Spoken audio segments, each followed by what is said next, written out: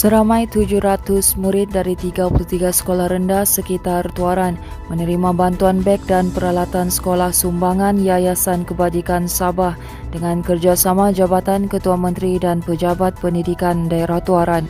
Program Back to School itu disempurnakan Ketua Menteri Sabah merangkap Ahli Dewan Undangan Negeri Sulaman, Datuk Seri Haji Jinor. Haji J ketika ditemui berkata program berkenaan diadakan bagi memberi bantuan kepada murid di daerah Tuaran dan Tamparuli sempena pembukaan semula sekolah bermula esok. Katanya semua 700 murid itu adalah daripada keluarga kurang berkemampuan yang sudah dikenal pasti.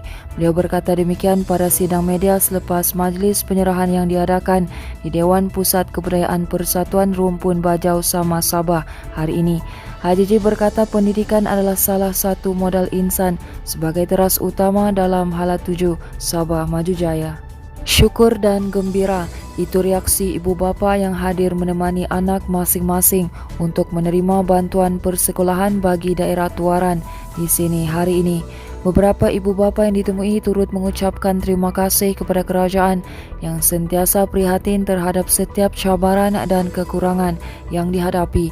Bagi ibu tunggal kepada dua anak, Suhaida Ginsiu 38 tahun berkata bantuan itu diterima anak sulungnya Nurul Diladania 12 tahun yang bersekolah di Sekolah Kebangsaan Baru-Baru, Tuaran. Katanya pemberian itu sudah pasti akan meringankan bebanan dihadapi mereka sekeluarga yang hanya bergantung kepada pendapatan menjahit pakaian. Bantuan berupa beg dan peralatan persekolahan itu disumbangkan Yayasan Kebajikan Sabah. Suhaida yang juga orang kurang upaya OKU berharap pemberian bantuan berkenaan akan dimanfaatkan sebaik-baiknya untuk kegunaan persekolahan anak-anak.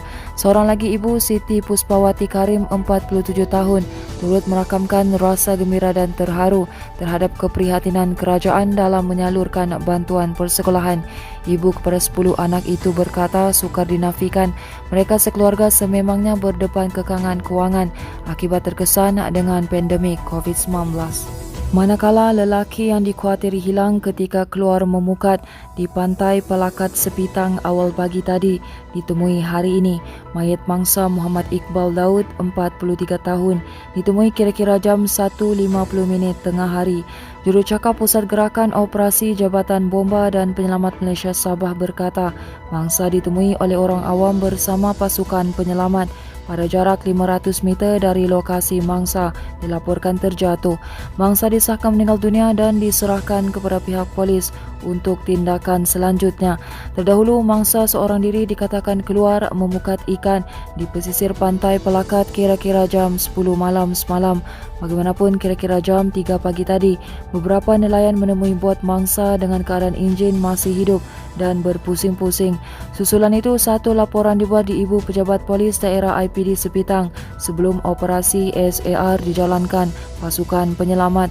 Operasi SAR turut dibantu Agensi Penguatkuasaan Maritim Malaysia, Polis Diraja Malaysia, Angkatan Pertahanan Awam Malaysia dan penduduk kampung.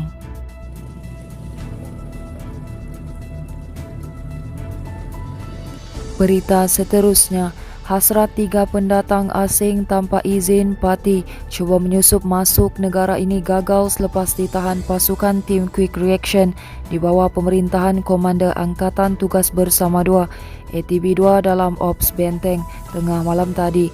Semua parti Indonesia yang terdiri daripada 2 wanita dan seorang lelaki berusia 40, 41 dan 49 tahun ditahan jam 12.15 tengah malam di muara Sungai Titingan Tawau.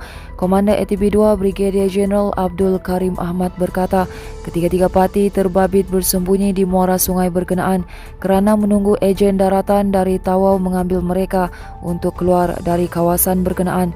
Katanya hasil pemeriksaan terhadap ketiga-tiga parti mendapati mereka adalah warga Indonesia yang tidak memiliki dokumen pengenalan diri yang sah cuba memasuki Malaysia secara haram.